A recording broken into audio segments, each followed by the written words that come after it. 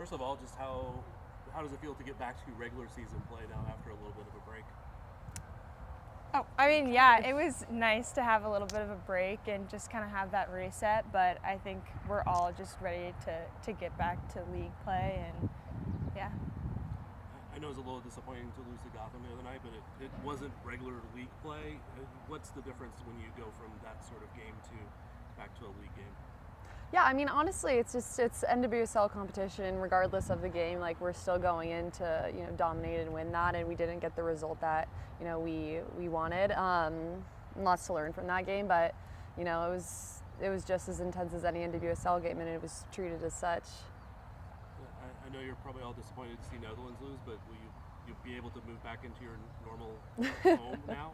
Yeah, I mean, it's been great to be in the performance facility, and nothing has been too much disruptive and different. Honestly, refreshing kind of change of scenery, and then excited for Netherlands, and they had a great run this year. But yeah, looking forward to get back our locker room. First matchup with Denver coming up. What do you expect from them? Yeah, with it being an expansion team, like they've done, and really well this year so far, and so it's going to be different coming back, going to play in Denver in high altitude. So there's a lot of just little essential details off the field that you have to make sure that players are feeling recovered and prepared getting into that game. But it's a very experienced team as well, with a lot of like NWSL vets, and so that kind of leadership and a lot of new faces and a lot of goals scored too. It's going to be a tough one. And then we've got a couple questions from Jillian. Haley, we'll start with you. She says, congratulations on the engagement. And were you surprised? And what's the engagement story? Thanks, Jillian. This is it.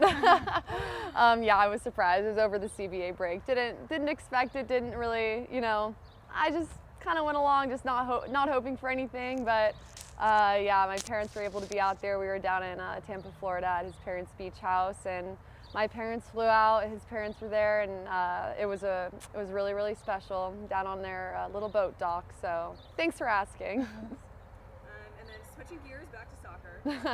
Boo. So we've seen you Kidding. used as a game changer, and you've really come in and been able to raise the level every time you've been in a match. How did getting a role in the starting 11 feel? Yeah, it felt, it was a really great opportunity, and I feel like myself, and I can speak for a lot of other players on coming off the bench, we train so hard and are prepared for moments like that, and that's all you can be, is like trust your preparation and trainings. We play in the most competitive environment, and so stepping up when needed and be ready when you're called upon is pretty much the one thing you can control. And so I think coming into that, my role evolving into that position, my role evolving in that last game was exciting, and just going to continue keeping like that preparation and that intensity up. And then Amelia, for you, every time you've entered the match, we've seen flashes of brilliance and proof that you're really starting to find your way. How are you feeling about your progress? I'm feeling really good. I mean, just the progression of my play and slowly getting more minutes on the field has felt really good, and I think going along with what Haley said, just like with the training environment and just pushing myself every day and learning from the other players in my position, like Michelle and Croy and Deb as well. I think it's just been such an incredible environment to grow and be able to see those minutes and to have those moments. And then last one from Jillian, again for Amelia. It's been great to see you play at different positions, including in the 10 against Gotham. Do you have a preference? I really love both positions. With every game, both positions kind of feel different too, so it kind of depends on who we're playing and where the space is. But I love both. I think both kind of match different qualities that I have, whether it's kind of being in that underspace, right under the back line, and setting Haley up or whoever up, or being on the width. I think it's just being in both positions has been a learning experience and a lot of fun. And then we will turn it over to Zoom. PJ, if you want to go ahead and unmute your mic. Hey y'all, just first of all, I'll start with Haley. Obviously, you got the Challenge Cup start.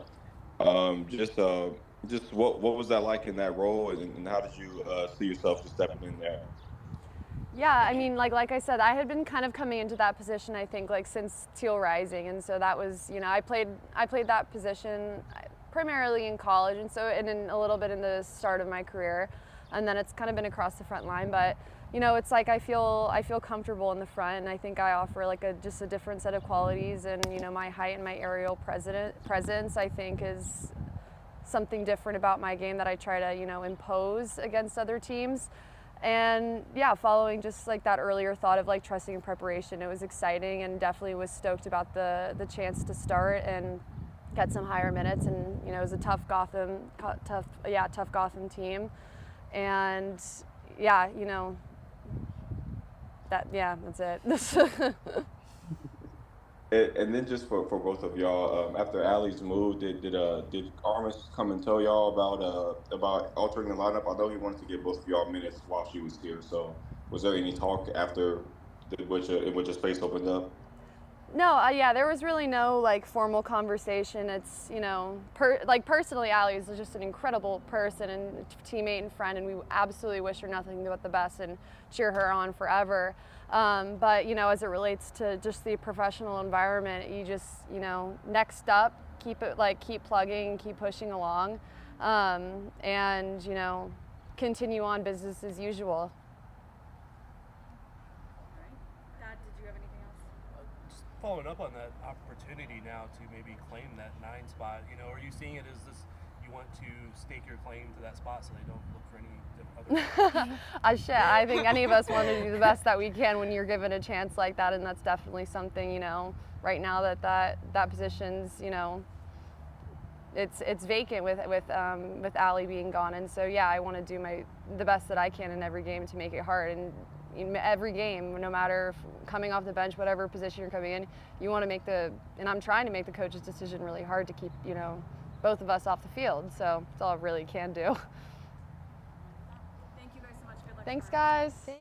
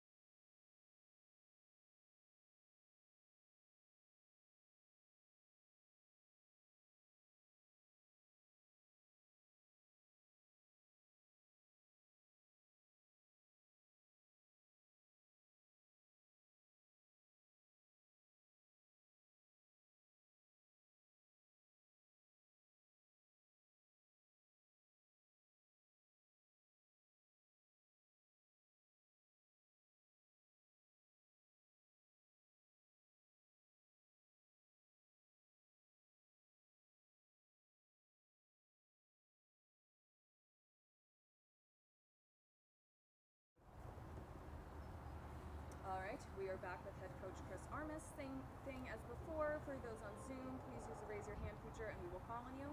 But we will begin with those in person. So Thad, take it away. I guess how do you pivot now from the game against Gotham in the Challenge Cup to back to regular season play? Yeah, we think we're in a good way, and I think that day, although we don't get the result, the performance was strong in many ways in terms of creating a couple of big chances, one-on-ones with the goalkeeper again, and limiting much of what the opposition tries to do, which is kind of where we left off against the Portland-Boston right before the break. So we want to continue what we're doing. There's a lot of players that are, I think, in good form. I think the team in general, we're as healthy as we've been, and now right back into league play after a pretty long break. So yeah, honestly, learn from little lessons in that Gotham game, but pick up where we left off in league play. What do you expect from Denver being the first time you're playing them? Well, we played them in preseason, so we got a glimpse and a sneak peek of what they are. They're a bit different now than they were in the beginning of the year, but it's a bit different. They do a lot of the same things that they were doing, a little bit of different personnel, but they're a good team. When you watch them play, they're very, very well coached. They have really good ideas in possession. They're organized and they're talented. It's with expansion teams, it's always a little bit, time will tell the story, but they've put together an extremely strong roster straight away. And I give them a lot of credit because their form is very good. Everything's trending in the right direction. From the eye test, they play well. XG 4, XG conceded is going in their favor. So they're in a good form, and we just take some information from what we've seen lately, but also from the time we played against them, and then we have a game plan. I think you're going back to a place you know pretty well. Will it be a little bit weird going back there as an opponent? Maybe. Like when I'll be in that same stadium. That probably will feel a little bit weird. Sitting for the first time on the bench and all that. If it is the way that they set it up. But yeah, I mean, it's a place I also, quite honestly, have some really good memories. 2 years. My work there was really enjoyable. I think we did a really good job turning around a team that we were in last place and then we became a playoff team. It was really an amazing 2 years at that club. And I think it'll be nice seeing some people too that I've reconnected recently with. So some fond memories and good to get back over there. And then with Ali Sutner moving on, will Haley Hopkins be the heir apparent to the 9 position, or is it a competition, or what does somebody have to do to win that spot right now? Listen, in that position, it's so much that goes into it.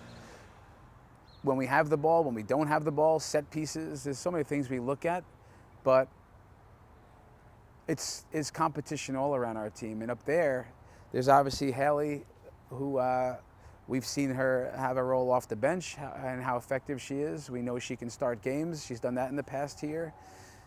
But we have others too. So there is competition up there and different people we can use. And we all know Dabinia, and I can go through the list. Gianna Paul coming back in it. So there's other options, and we're going to keep using these games to evaluate. Speaking of that, can you give a little bit of a rundown on how the health is? Who's coming back or who might be available soon? Dabinia, Vanessa DiBernardo, for example. Gianna Paul. Yeah, they're all very, very close. Vanessa has been great getting to know her as a player over these this maybe 4 to 6 weeks, and she's getting really close. Not available yet, but Dabinia is each day gives us more information. So today is an important day to see how she does out there. Same with Gianna, and today will determine if they make it in tomorrow. But they're all really close, which we're excited about because. It's just our whole roster, all of a sudden, we start having more options, different types of options, and they're all close. Thank you. I have a question from Jillian. What do you see as the biggest threats that Denver presents? I think that they commit numbers forward when they have the ball. They can spread you out on the field and they call it a 4-3-3 formation, but the way they build their attacks, I think they're really clear about what they do and understand how to execute when they have the ball. So their ideas, the personnel, the certain spaces they occupy, and in and around the box, I think they have really clear ideas of how to score goals, and from shot distance to crosses to, again, certain spaces they try to get into. So for me, that's a big challenge for NWSL teams so far this year. So the first part's understanding what they do and then try to execute. We'll end with that. Thank you, Coach. All right, guys. Thank you.